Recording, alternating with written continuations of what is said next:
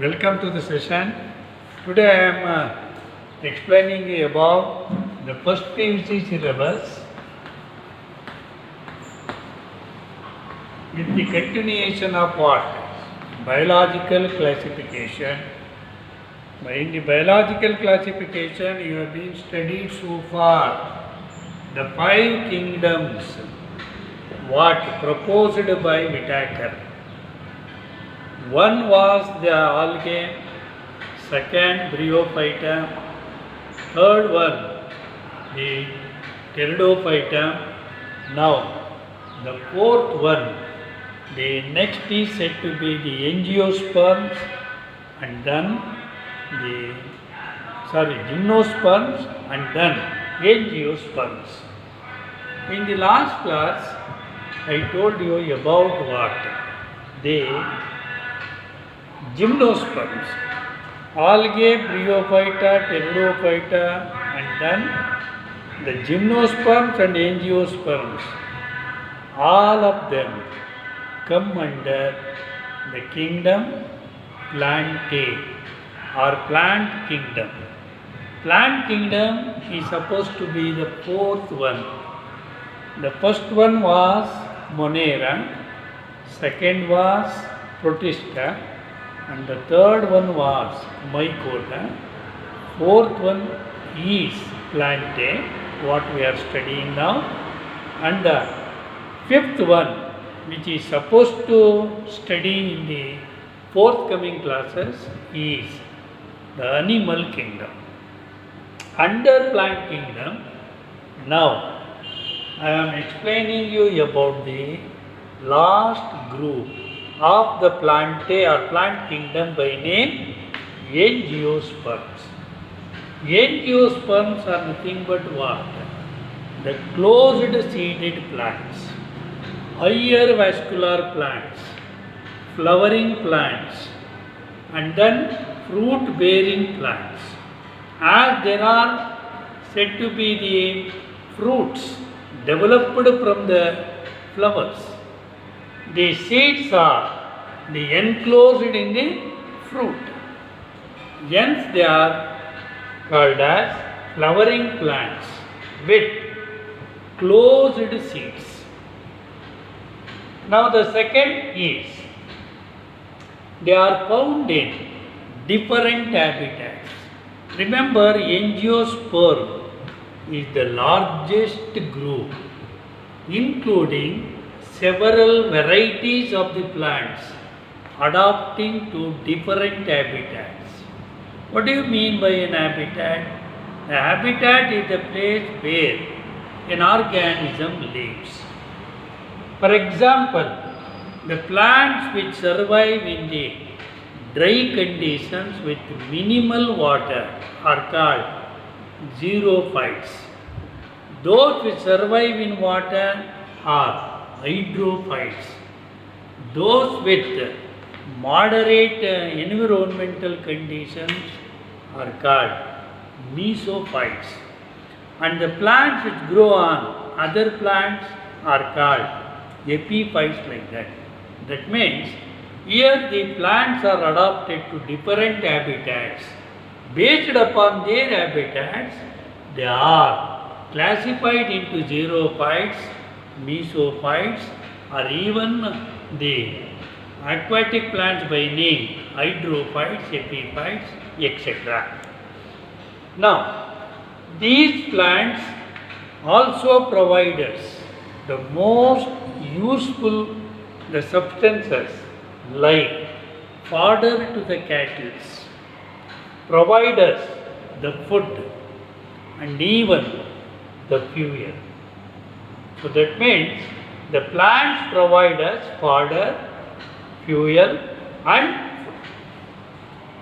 And regarding their size, they may be very tiny or microscopic and even very tall like that of eucalyptus, where it measures more than about 100 meters in height. That means they may be either microscopic or they grow taller. For example, the eucalyptus, as I said earlier, which grow even more than the dog, 100 meters in tallness. Then, based upon the lifespan of the plant, the angiosperms are grouped into 3 categories. Annuals, that means the lifespan within 1 year. For example, the paddy, ragi, like that. And then biennials, that means within 2 years. For example, the radish. And then perennials. Perennials in the sense those which they grow and live for many years together. For example, the coconut or the other banyan tree, like that. Most of the trees are perennials. Then, which live for long period of time. Then, based upon their habits, that means particularly based upon their height or tallness, we can group the angiosperms into 3 types. Herbs, like that of the grass or paddy or ragi, like that. Shrubs, like that of the sugarcane or mulberry plant, or trees, banyan or coconut, like that, based upon their height. And mulberry plants, sometimes they are called under trees. That means they are taller than that of the shrubs, but shorter than that of the trees. They can be referred as what? Under trees. Then, the reproductive organs, as I said earlier, they are the flowering plants. So, flower is nothing but what? A reproductive organ. That's a reproductive part of the shoot system. The flowers contain 2 parts. One is the accessory part and another is essential part. Accessory parts are calyx and corolla. The essential parts are the reproductive parts, like that of androecium and gynoecium. Androecium is the male part of a flower. What androecium contains? The members of the androecium are called the stamens. Each stamen contains a filament and then anther. The filament is connected to the anther, and the point of the junction between the anther and filament can be referred as connective. And this anther may be monothecous or dithecous based upon the lobes what found in the anther. And these lobes contain the pollen grains. Then, the female part of the flower is gynoecium, or even called pistil, or even called as the carpel. The pistil or carpel or gynoecium consists of mainly 3 parts. So, the basal solan part is ovary, and this long and slender part is the style, and the terminal part is the stigma. Stigma is the one which receives what? Pollen grains. And style, through which the pollen tube is formed, and thereby the pollen grain, the gametes, the male gametes can reach what? The ovary. The ovary contains what? Ovules. Whenever the ovules are get fertilized, they are organized into what? Seeds. So the seeds are embedded in where? The fruit. From which part the fruit is developed. So it is the solan part, that is ovary, develops into what? The fruit. Whereas the style and the stigma fall out during the formation of a fruit. That is the reproductive organ. That means totally we can say the male part is the androecium, with stamens, and the female part is gynoecium with ovary, style and stigma. Now, regarding the pollen grains, where the pollen grains are formed? Pollen grains are formed, as I said earlier, in the anther lobes. Pollen grains are nothing but the male gametes, which are haploid in nature. These pollen grains are transferred through different agents, like that of the water, or said to be the air, or by the insects, or by bird, or even by that of the snails, like that. So based upon the type of the pollen agents, they may be called as hydrophily, or entomophily, or malacophily, like that. So whatever may be the media, the pollen grains so come and deposit on what? The stigma. So these pollen grains get the nutrients from the stigmal tissues. This pollen grain contains two male gametes.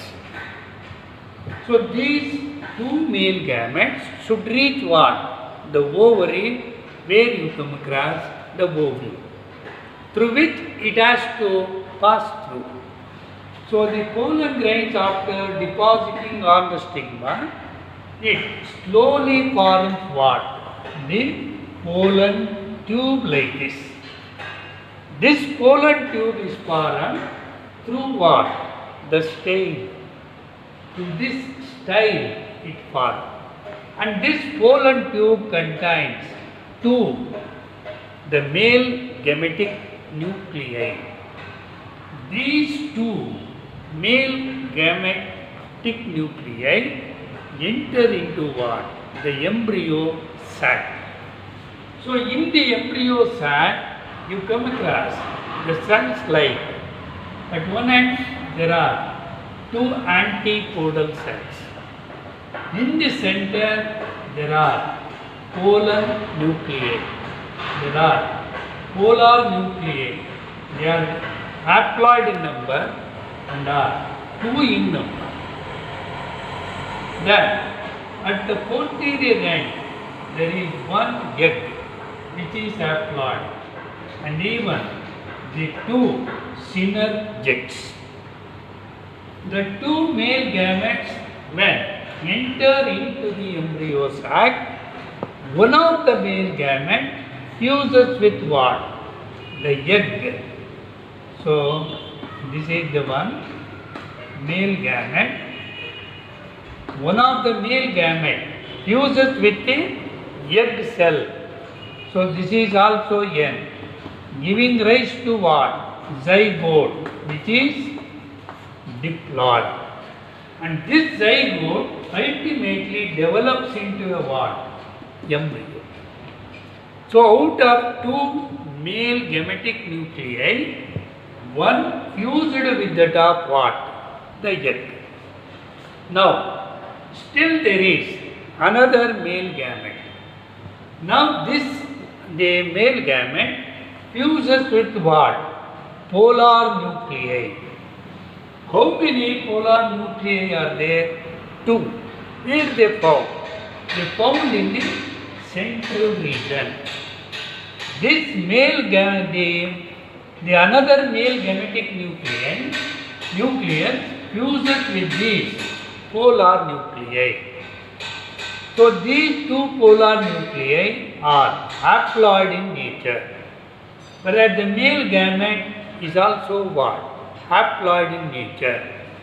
When once this male gamete fuses with these two polar nuclei, that results in the formation of what? Primary. The polar nuclei, that is haploid, and then the male gametic nuclei, these together form primary endospermic nucleus. The another male gametic nucleus fuses with the two polar nuclei. Each polar nucleus is haploid. Remember, the male gametic nucleus or the male gamete is also haploid. And there is said to be the fusion of the two polar nuclei and the one male gametic nucleus that results in the formation of a triploid cell by name primary endosperm nucleus. This primary endosperm nucleus later organized into a nutritive tissue by name what? Endosperm. So here we came across double fertilization and triple fusion. So where double fertilization occurs, the fusion of one male gamete with that of the egg is the one fertilization. Then the another male gametic nucleus fuses with what? The primary nucleus. So that is the polar nucleus. That is the another fertilization. So out of two male gametes, one gamete cause fertilization of the egg. That is the one fertilization.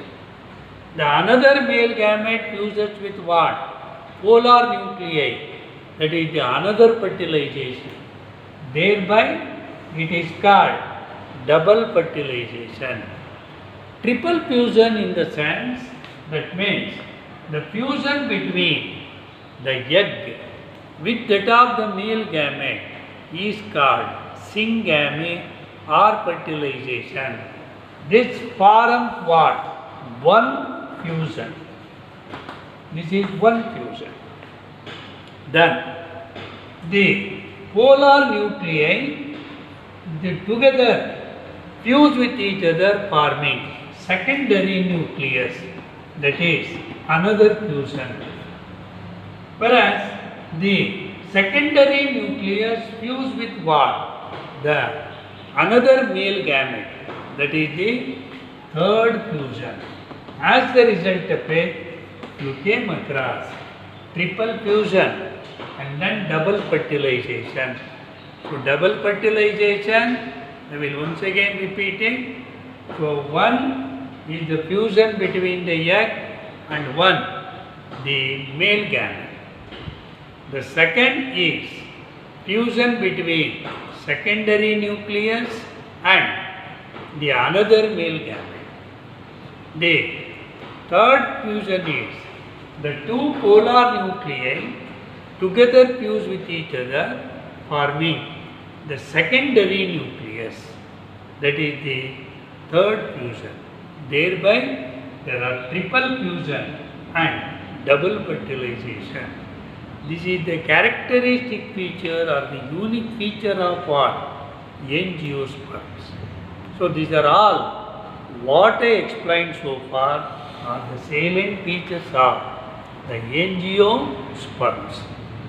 So this is about the plantae or plant kingdom.